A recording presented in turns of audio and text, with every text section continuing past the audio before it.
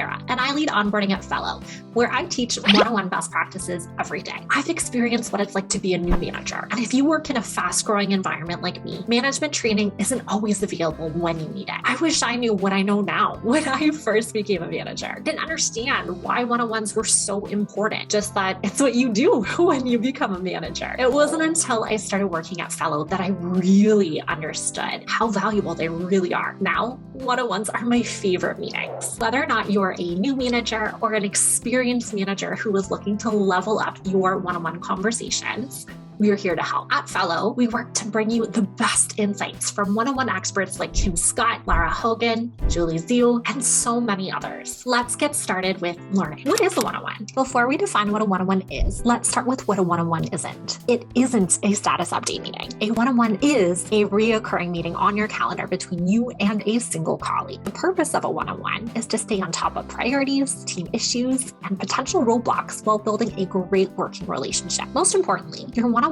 is a pre-planned time where your teammates can ask in-depth questions, receive coaching on their strengths and weaknesses, and provide feedback. 3 things they wouldn't typically share in a public space or at a team meeting. In most cases, how your direct reports feel about you, their boss, dictates how they feel about the company and about their job. That's why one of your main responsibilities as a manager is to develop positive working relationships with them. Therefore, your one-on-ones are your most important tool to stay connected with the team and make sure employees feel supported.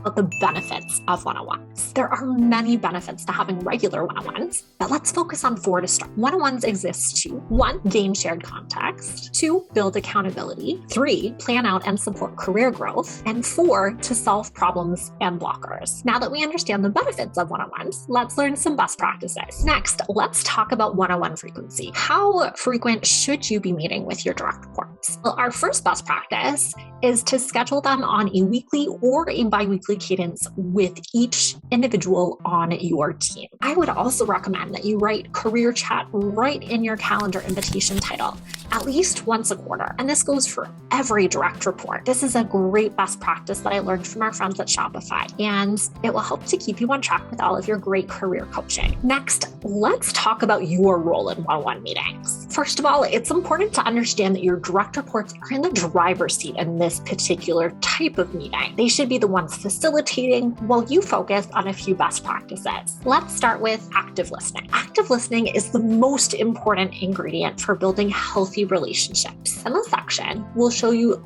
4 techniques that will help you to master this skill. Number 1, using body language. Number 2, avoiding the 3 most common forms of distraction. 3, leaving your ego at the door. And 4, following up. Next up, we'll talk about how to create impactful action items.